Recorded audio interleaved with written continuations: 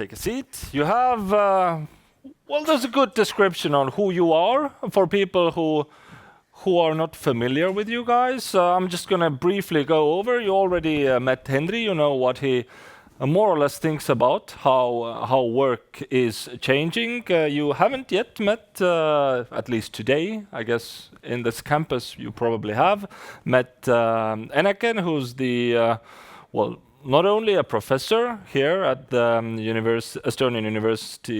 Estonian Entrepreneurship University of Applied Sciences. It's a real tongue twister. Yes. You should get an easier name for For the university, yeah. EUAS, right? But she's also the member of the management board at Minor and also member of the council of EUAS. And we have Diana here. Pleasure to have you in this panel. She is an expert in digital literacy and internet safety.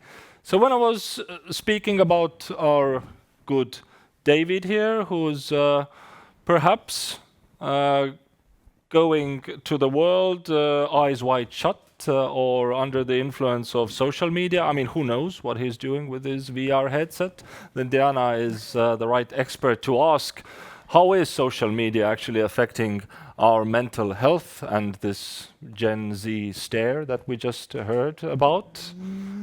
Yes. Exactly. Anyway, so, but if we start with this, headline of our debate, adaptation or growth, or let's say evolution, so meaning growth or adapting. Why are these phrases, Eneken, do you think important today? And is there a tension between those two categories? How do you see them, adaptation or evolution? I guess that previous presenters also already opened this a little bit, but more and more researches actually show that adoption is not an option anymore. So yes, we have to cope with the external environment. Yes, we have to cope with the changes in the world and so on. Is it adoption? Or should we be a little bit ahead? Should we be like with entrepreneurial mindset, as previous presenter said, or should we take initiative? Should we like pay attention to our own growth? And yes, it also answers, at least from my side, it answers to the question, who is responsible? You are responsible for your own growth, for your own development. So no one else. I'm wondering, Diana, how do you see the use of ChatGPT? Is it adapting to the environment, or is it evolution? When I'm starting to use ChatGPT to solve my problems in life, and am I simply adapting because the tools are available for everyone? It's not super difficult to type in an easy prompt. Or is that a serious evolution that I'm seeing in my career now that I'm using it? Is it both or neither? Because it depends how you use. There are many ways to use ChatGPT. Probably younger people have tested various ways. But if you delegate your responsibilities to ChatGPT, you just train, and ChatGPT is who adapts. So you're training your replacement in workforce. If you're using this ChatGPT smartly, it gives you extra knowledge, it gives you opportunity to make things faster, then I think it is evolution. And of course it is, especially if we study, and then we delegate studying to machine, then nobody studies at all. So maybe it's not going forward, but going backwards in this way using ChatGPT. So it depends, is answer. Henry, what is the meaning for these two terms, adaptation or evolution, when we look at the training of workforce these days? And where do you see the use of these AI tools, most notably ChatGPT as probably the most famous one? Is it adapting? Is it something that we need to do anyways, or does that bring evolution or growth? I would say evolution and adaptation kind of mean the same thing, as we look at from the first off definition that ever was given. What is evolution is not being stronger or quicker, it's actually adapting. So when we are in the middle of evolution, we are adapting. I do agree what was mentioned here, how you use, because a great example of the word innovation, where we have all, I think, heard it before lunch, after lunch, all the time. But innovation, I would say, nowadays is not that as prevalent as we think. So when you talk about ChatGPT or different LLMs, then using them doesn't mean that you're innovative. So a good example with one of the companies, everyone says super innovative. We did a project with them. They had a very high expectation for the employees to be innovative. And then we asked, okay, give us examples. Who is innovative? Who is not innovative? And what they were able to tell us is, yeah, one person uses these technical whatever programs, LLMs, other people don't. Is it innovation when you Google something or you type it into LLM?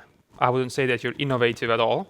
So that's the big thing, how you use it. Do you actually think how to change the way you work with AI, with technology, or do you just use it to do the same things the same way using technological outsource in a sense? So there's the big difference. Mm-hmm. If I may. So actually adoption is also change. So and if we would like to have innovation, first we have to adapt, and then we have innovate, and then we maybe in the longer run we also can have disruptive or radical innovation. So, but first of all, adoption is first level of change. So we need to have it at least just eager or achieve something else. Mm-hmm. So it's a prerequisite in a way. Yes. So if we are not ready to adapt, it's quite clear that we won't innovate as well. Right. Okay. And if we get to the main topic, that is, I think, the very core that people would want to understand, something that we've also been discussing today, then, I mean, what should universities actually teach today? I mean, is it the technical skills, or is it the transferable competencies like analytical thinking, teamwork, and communication? And how do you strike the right balance in between? This is not a question just for me, but for all our educational system, actually. But you're here. You have to represent it. Sorry for that. So I guess that we have to do the both. We have to integrate, and we have to mix the methods, how to support or how to nudge students to develop their both side of competencies. So it's not so much, it is still the question of what kind of competencies we have to teach, but it is also the question, how to teach. So what is the toolbox of the teachers or lecturers? So, and this is some kind of core question. Not only what kind of competencies, but how to teach, how to help or how to support this young person to develop and to be ready for this labor market we are talking about. Well, it's always easy to say what we should be doing better than we're doing today. So if you look at how universities in Estonia teach their students... Not sure that better, but another way. What are we lacking? What are we focusing too much on that we should actually leave behind? In some cases, we are lacking of flexibility. We are too fond of our traditions, how we used to teach, how I teach myself at school or at university, or how I learned myself. And also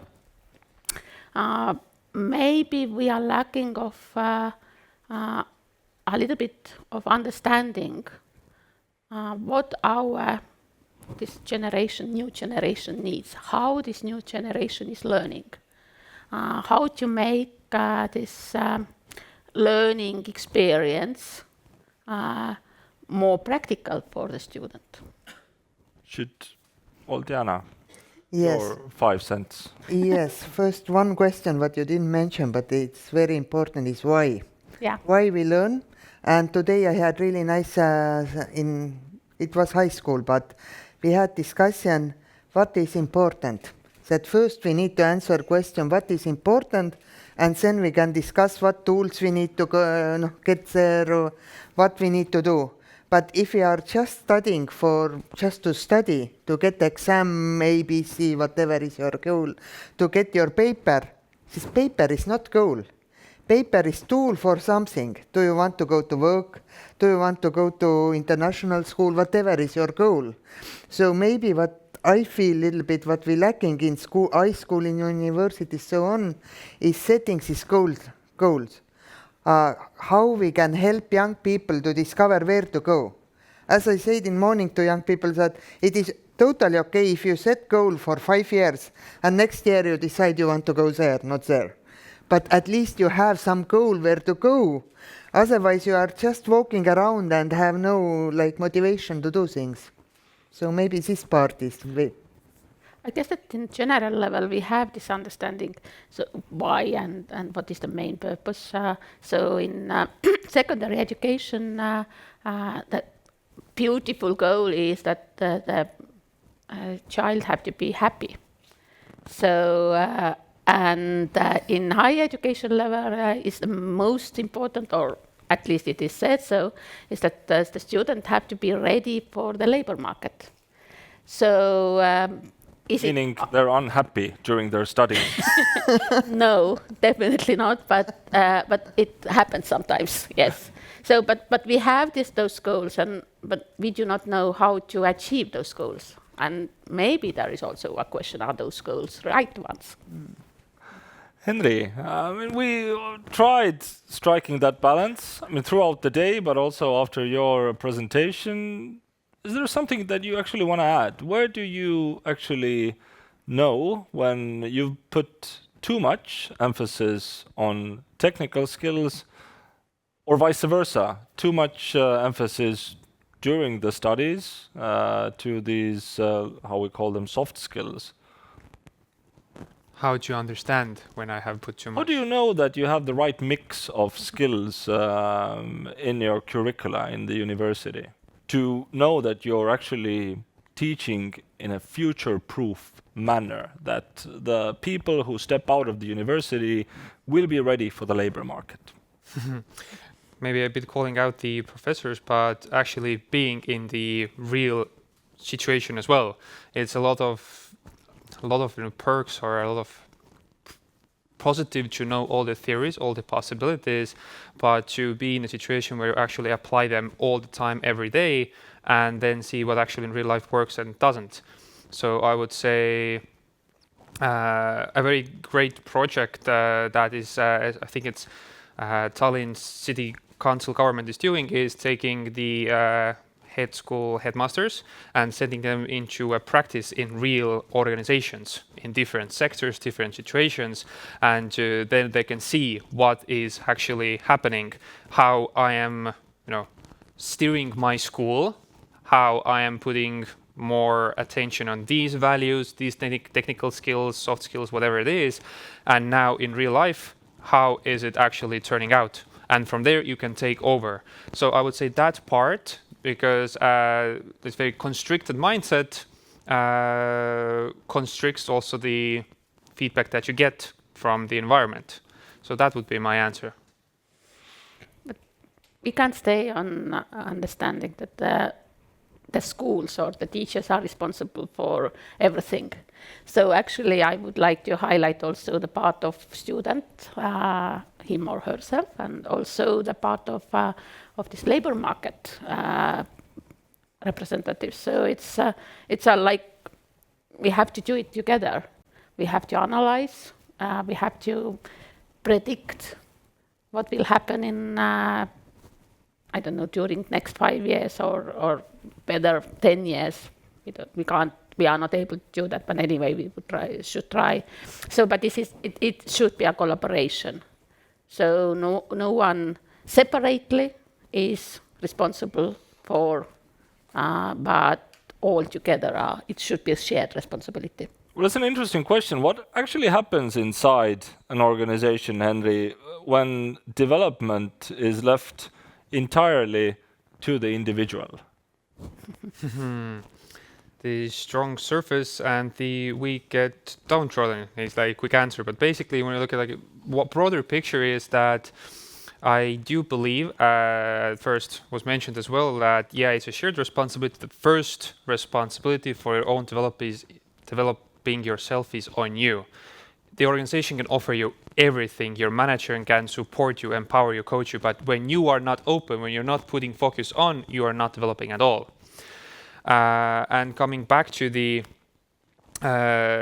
question there, kind of lost the question now. Can you repeat? So, what happens inside an organization if this development is entirely left for the individual? Yeah, so when you take a lot of responsibility, one person takes, the other one doesn't, then one person develops a lot. They learn something, they reskill, they apply different skill sets, so they, wherever they go, they are somewhere else where they were before in the past.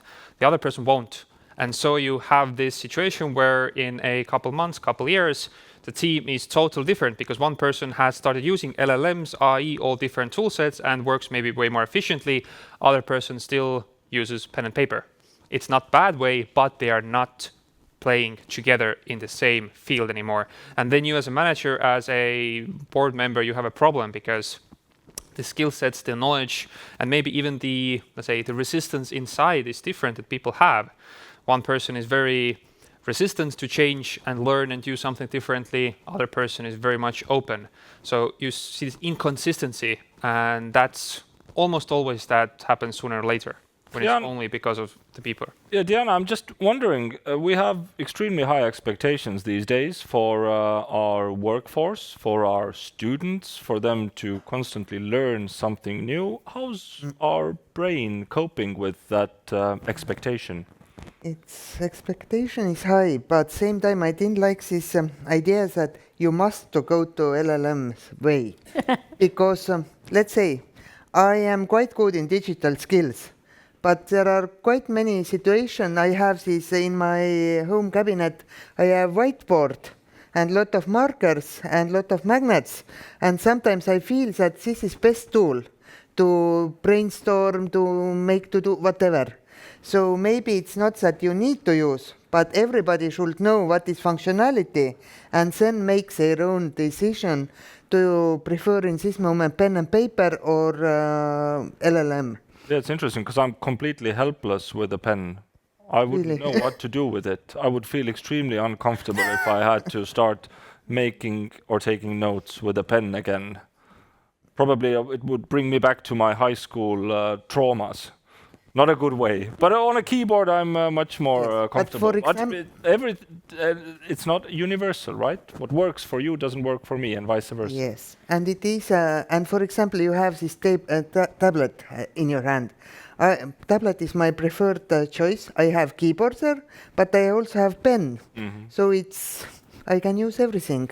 But coming back to this question, I mean, we had a psychologist explaining us how modern day people are struggling with anxiety because, and I think this is largely a problem, right? Because we have never lived in an information space such as today, where our attention is constantly bombed with different notification, where we can compare ourselves to basically everyone living globally in the social media bubble, etc. So you've been looking at also mental health and social media and these expectations of constantly being a better person, being a better worker, a better student. How are we coping with it? What issues do you see? We are not coping well, especially that all social media algorithms are designed to make us unhappy, because when we are unhappy, we want to buy something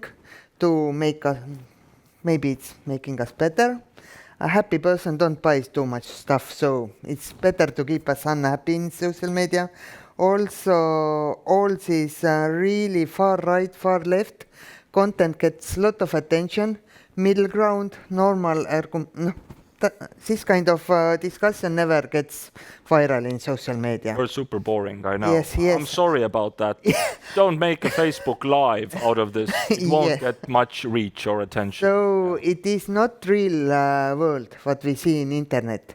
And it is also why our brains are all the time overhyped, over consumed.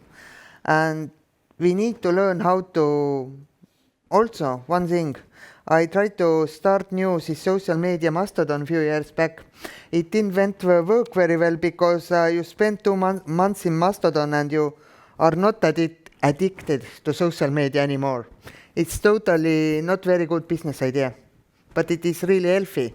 So do you prefer health or business? It's difficult choice in internet nowadays. When Henry talked about what happens when an individual is left with all the responsibility to grow or develop or adapt, then what is the role really of the organization culture in really helping us or stay on board, not get anxiety issues, not get too much individual pressure? I mean, can organization culture actually help to keep everyone on board, and how? There is a term, psychological safety, and you have to create an environment in your organization which is where the people feel that they are psychologically safe. They feel that they are ready to be creative. They can be creative. They can say whatever they need to say out loudly. They are cared for. They are not afraid of, being fired tomorrow if they say something wrong. They also need to feel that their managers care about them or care for them. So this is more and more important in nowadays. And if we look at the numbers, for example, then those organizations where this psychologically safe culture is created, and people feel that, and the employees feel that, then those organizations are a little bit less than 40% more effective and more productive than the other companies at the same sector.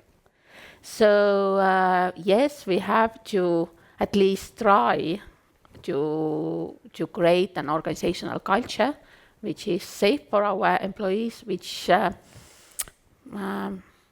help us to value the same values which are like our main core of our organizations. So if the people's values and organizational values match, then those organizational cultures are more effective as well. Henry, I wonder, this culture and values, they're often ridiculed by, at least some people I know, as these, something like having a ping pong table in your meeting room or some fresh smoothies. Like, we can do that, but this is not our core business. But how do you see it actually? Why is organization culture and these values actually important? Can you actually translate them to KPIs? Can you actually measure organizations where this culture and values are something that actually thrives? Can you translate it to hard currency in a way, to a real output? Definitely you can. It won't be short term. It will be definitely long term, because culture, creating a culture, changing culture, and seeing the fruits is a very long term.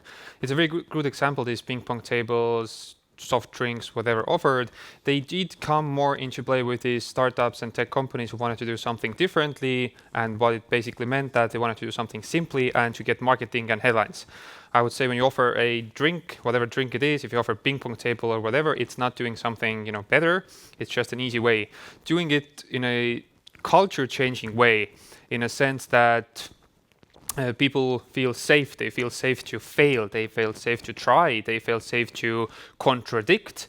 That is way, way harder. And that actually transfer into hard KPIs as well. So a company who can, has a headline that we are allocating, 20% more of millions into trainings and ping pong tables, and so on. And the other company who has minimal resources maybe to financially market all that and give the training courses, but their managers really focus on the people. They praise, reward not only success, but also trying and failing and trying again. Sooner or later, the other companies are way more financially, productively, and also in a well-being sense better, because that's long-term value that you're giving. Mm-hmm. Okay, just I started to think ping pong table, very viral. Everybody wants to share in TikTok ping pong. Some values, some feedback, how you share it, like in social media. So isn't there a risk that right now, if you want to attract young people, talented people, you, even if you have or not these values, but you need to have this all fluffy stuff, let's say, that we have nice office, we have nice chairs and so on. Your values need to reflect in your ping pong table and Yes. smoothie choice. Yes. Yeah. I would say I would put the responsibility a little bit onto the employee or a young people as well to question what are offered. And one thing that we have seen and kind of like supporting or trying to get it more is that, let's say I'm going to apply to some role. I can see what is the salary, what are whatever perks that they offer. Very few companies, or if any in Baltics, I would say, promise out what kind of leadership I can expect, what kind of a service I can expect from my leader. And let's say you're applying to a role and there is that, okay, you come to work for us and in your team you can expect from your manager this, and this. It's very strong promise because you put so much responsibility that will actually be there. There is such a big possibility to fail, but that would be one way to, let's say, market that culture, that part instead of ping pong table, that company A promises in their employee value offer, however it's called, all these things that they will get from the managers, and the other offers, I don't know, whatever other things. That could be one way that I just top of my head. But that's a strong promise. Very few dare to do that. There is one more angle. Actually, we haven't told about it yet. It's meaning of work or meaning of job. So it's meaningfulness of that. So with the values, also with the vision and mission of the organization, you can promise that your work is meaningful or something you can sell for your employee or for your future employee. So for example, most of car producers, they say that one of their value is that the car has to be safe. And safety and safe environment and everything concerning the safety is written down and described in their values. But there is one organization, also car production company. So it says that their main vision is that no one will be killed in their car. No one dies in their car in accidents. So is it a little bit different? Would you like to work in this company which just says that safety is important? Or would you like to help to achieve the value or mission that no one will be killed or no one will be insured seriously in these cars which he builds? It's about packaging your messages. Yes, it's a meaning, yeah. creating a meaning behind everything what we do. Well, that leads us to another question that has been actually discussed today or highlighted as a really important core skill. And we heard that from our previous presenters as well, communication. And now one of them told us about the Gen Z stare. The idea that social media has reduced our capability to actually talk to each other. If you look at communication being one of the most important skills and the effect on social media with the Gen Z stare, do we have a problem that we need to address in the university as well? And how, I mean, how do you see that? Have you witnessed the Gen Z stare, or is that just the normal Estonian stare? We don't really like to socialize. Let's say we all live our filter bubbles, we all live our echo chambers. In my echo chamber, there are not so big problem because I know a lot of really talented young people who know how to communicate, how to do teamwork and so on. But have you witnessed a generational shift with more people spend time on social media, the less they are willing to, communicate with real, actual persons? But it's not so age specific and more social media addiction specific. Because there are young people who don't use TikTok, Facebook, no, this kind.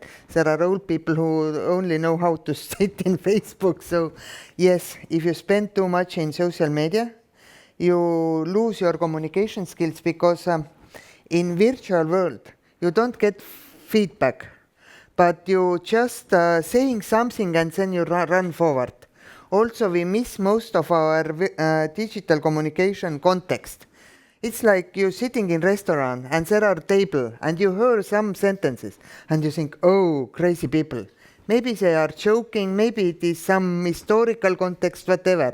Same as social media, it was that we don't understand what is happening. And it is reason that if we're going offline, we need to learn how to listen, how to ask questions, but we don't need to do it in social media. So yes, it ruins. Same time, there are, for example, young people spend a lot of time in Discord. Most my age people don't know what is Discord. It is really cool. There are really different ways to communicate, voice, video, different chat opportunities. I really believe there are, maybe they know something more than one generation older people. So it gives them a competitive advantage, actually. Yes, but it depends what you do. You can't say Gen Z is staring and millennials are really smart communicators. No, I'm not agreeing with this. Eneken, how do you see that? Do we have our universities in putting together their curricula in a challenging spot because communication skills are going down, or They're changing. They're changing, yeah? They're changing, so which Diana just described. So it's probably the definition for the communication skills is a little bit different than it was like 10 years ago or 15 years ago, so or 50 years ago. So are we ready to change, or are we able to change also our again the skill study and teaching methods? What does it require from a university to give these communication skills today? How do you, how do you structure your lectures or seminars, or what emphasis do you need to put for that? First of all, but this is only my own opinion, I really think that remote studying or remote work are killers for communication skill studies. So it's almost impossible to teach, for example, communication skills and teamwork skills via internet or online. Yes, we can give some kind of knowledge, some kind of information, but we are not able to give this real teamwork experience, real communication experience.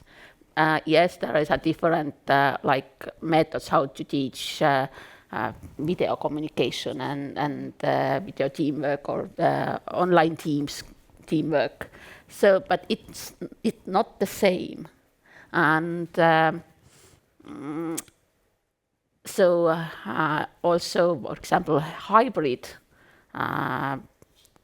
studies are not also too good option to teach those transferable skills or durable skills. So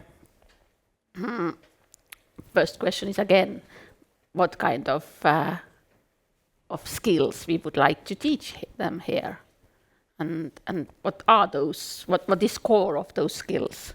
Really, the essence of those skills. So and then we can do almost everything when we agree on those questions.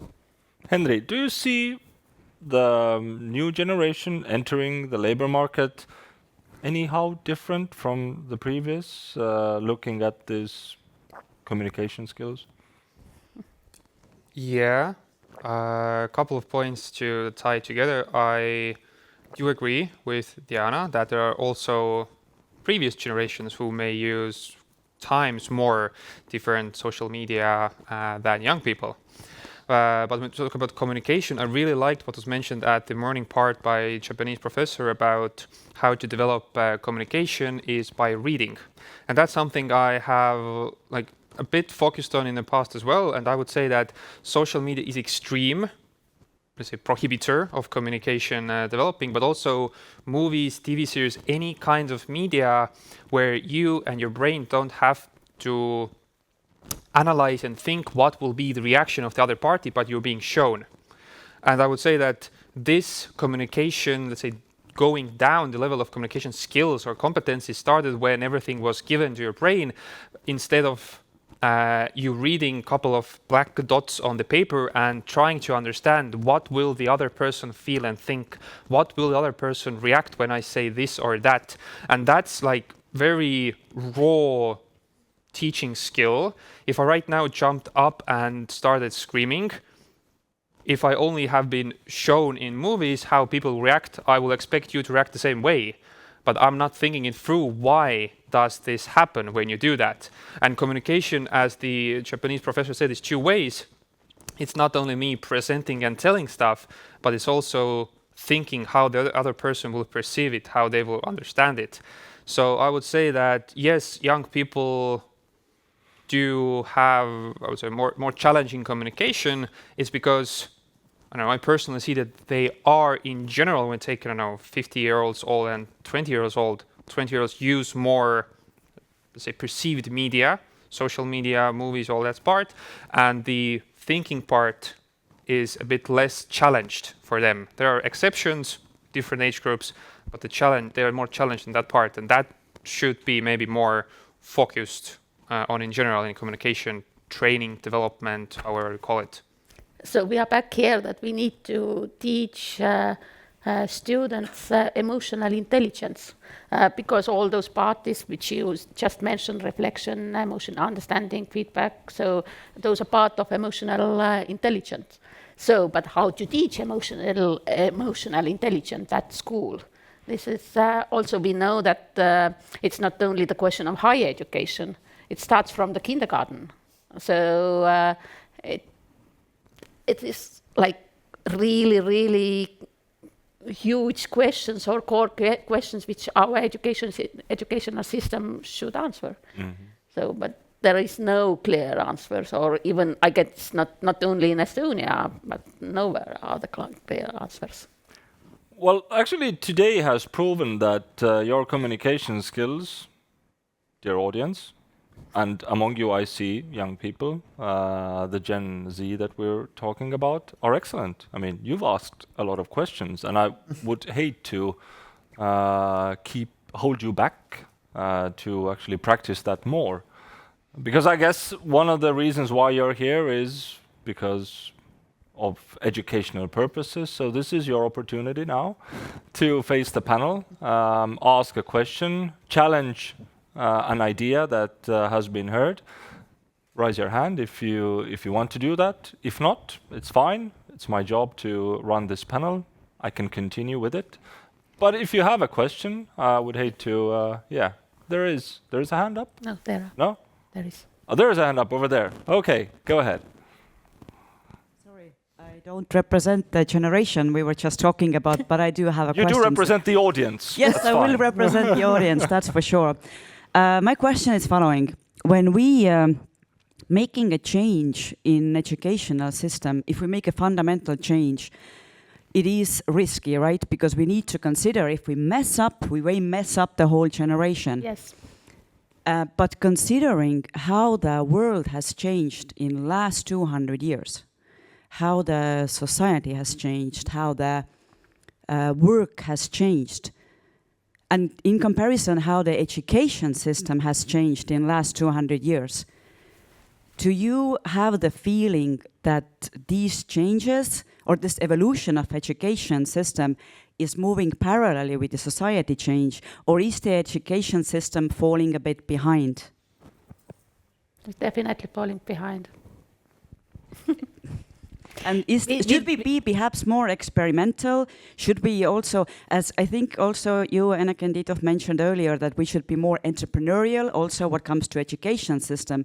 Maybe we shouldn't just react to the demand of employer and workforce, but maybe we should really be more experimental, test new things, try out, and in order to make sure that we don't fall even more behind in coming 100 years, which means that the change will accelerate definitely. There is no wrong or right answer to this question, actually. So educational system is quite unflexible. Yes, and maybe it's the question that we are afraid of changes because we do not know what will be the effect or impact of those changes. But I guess that all the researches, or most of the researches, also show that we cannot move on in a similar way. If we try to imagine or think how the studies were organized, or what teachers did in, 100 years ago, when we tried to imagine the classroom this time. And if we just look at the classroom of today, but generally the picture is the same. Yeah? We haven't changed, although we know that all the environment has been changed a lot. Not our educational system, not our social system, and so on. Perhaps we got it right 100 years ago and we're still thriving on what we think is proper academic education. Maybe we shouldn't change it too fast. Maybe. Can I comment? Go ahead. It's I like in my trainings, especially when I do to parents, to show two pictures. In one picture, there are IBM personal computer what was launched in year 1981. It was also year when I was launched. So, and other photo is where Steve Jobs holds his iPhone when he first time presented iPhone. It was year 2007. It was year when my twins were born. So this one generation, very, very different worlds. But if I compare my mother, my own and my daughter math study book, I have one picture somewhere in internet. They are totally similar. So world are changing, but our study methods are not changing. But problem is who will, I see so many teachers who are already fall back. They don't have digital skills. Yes, there are different speak. There are divide or continuum or however we call it. But there are teachers who testing every new tool, who doing really cool YouTube videos to teach other teacher.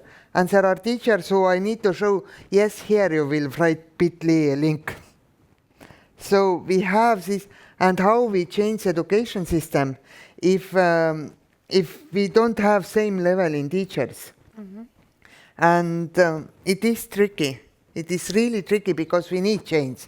Nobody arguing that change is needed, but nobody knows how to do it. Problem is that we don't know how to do it.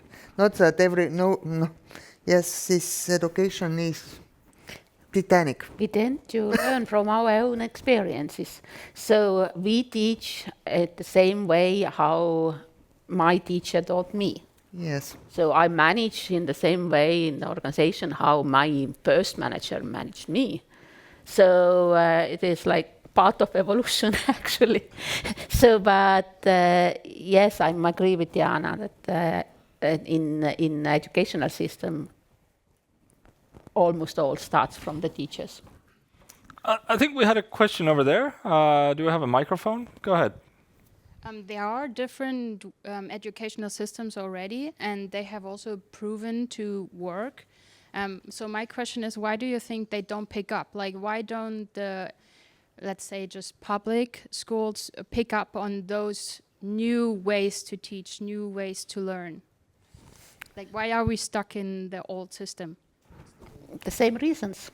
Yes, we know that there are new systems, but in some cases those new systems are too revolutionary. In some cases for us to use those. In some cases we are afraid of results because if the new system is not like proven yet, should we move all the educational system or state educational system to this new tool? Like Montessori, for example, that exists already for like more than 10 years. So there should be already like results, and I think you can see that they also work. So yeah, I wonder why we cannot adjust a little bit more. It's not easy to transfer Montessori's ideas to higher education, but yes, we do that. Actually, Montessori is connected with this practical doing something with your hands and touching everything and so on. Yes, we have internship in organizations, and we have all those different technical laboratories or labs when we can simulate something and so on. Yes, we do that, but is it enough? We do not know. Okay, thank you. But there's another possible view, and I'm going to give you the floor in a minute. But I've also heard from employers who say that, well, listen, we will teach the people coming from the university the practical skills. We have procedures in place for that. How do you use the latest machinery, the latest software that we have put in place? We need you guys, meaning the universities, to actually give us people with core knowledge in mathematics, in working together, etc., etc. So, I mean, you could turn it the other way and say that maybe we're starting to lack the core skills and classical knowledge when you look at the results in mathematics, for instance. I mean, I think this is something that is holding back the Estonian economy, that we don't have enough engineers because people graduating from high school simply are incapable of doing their maths exam to a level which would be required to actually learn these areas of engineering. But it's really simple solution to math teacher problem. We just need to pay math teacher twice another teacher. What do you think? That our other teacher agreeing this kind of, because what is problem with math? Math is problem that math teacher gets twice salary in private sector.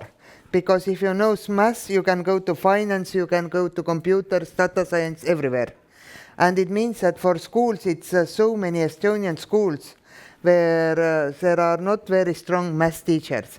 And it is hardest teacher to find. But if you look at it on this level of paradox, that where do you need the core competencies, like your math, your physics, your knowledge in, I don't know, biology, geography, and these practical know-how on how to operate machinery, then I mean, it's not a solved question as if we know the right answer, that you only need technical skills from universities. No, the core competences are still important even after AI is there, who you can ask to, well, what is the answer for that? And maybe AI knows, maybe it's hallucinating, right?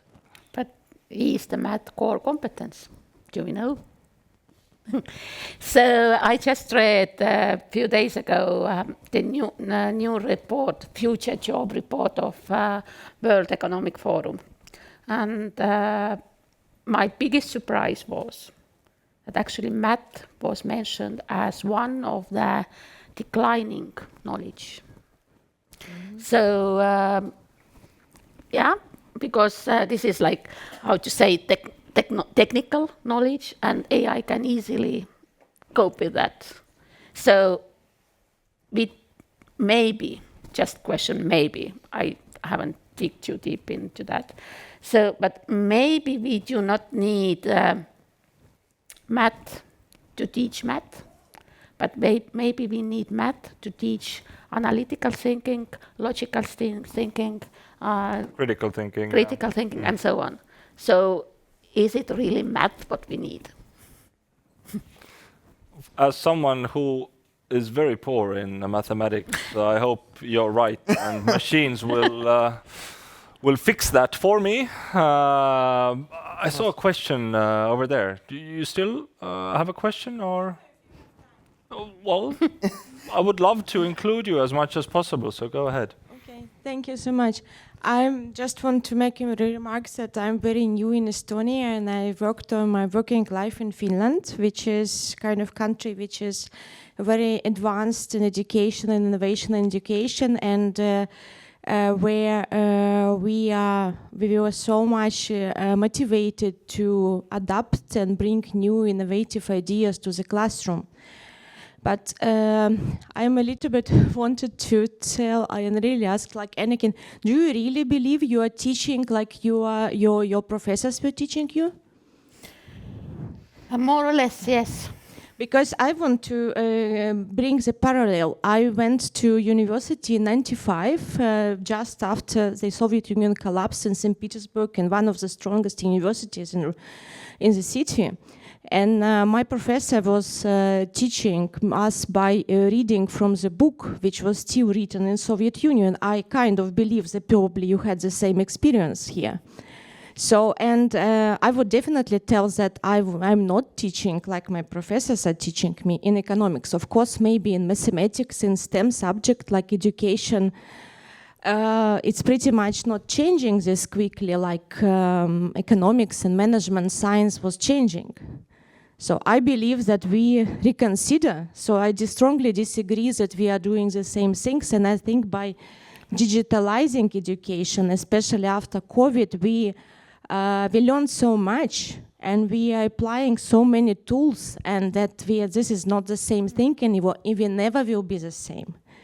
And I would even refocus this question of teaching and teaching methods to the learning. And we would like to see, like, there are so many students in the room, and that I want to take responsibility what and how they are learning, because I'm learning with them. And this is actually a very, very, very important point, I think.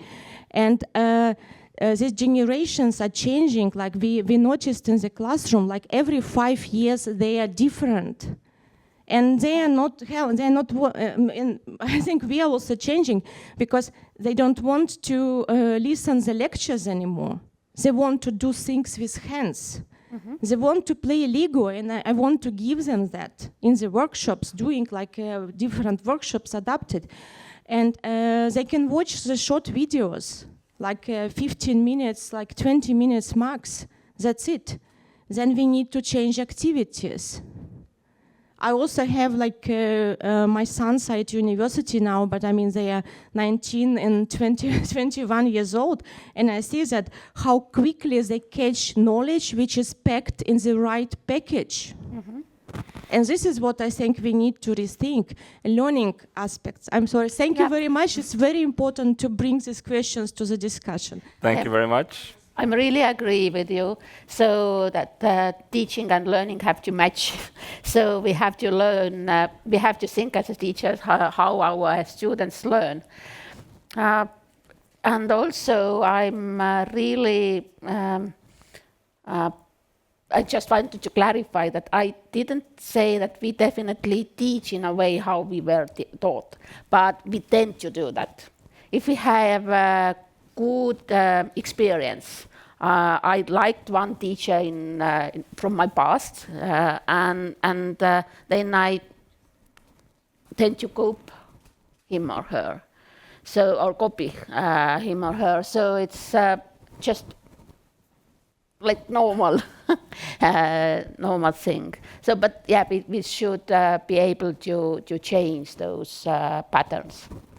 So perhaps one last question, and this is open for all three of you. How do we ensure that evolution or growth, whether in education, work, and let's stick to education and work, is inclusive and does not leave, let's say, certain vulnerable groups or individuals behind? Just a few good recommendations on how do we do that. And perhaps we can really start with Henry, you.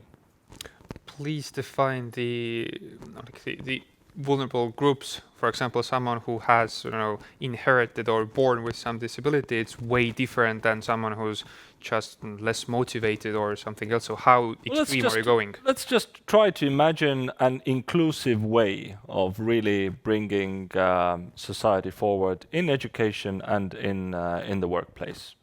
Let's not get into specific diagnosis, but just let's think of a good inclusive way to do that. I really like the what was mentioned here, that not only how we teach or develop or grow people, but also how they learn, how they grow themselves.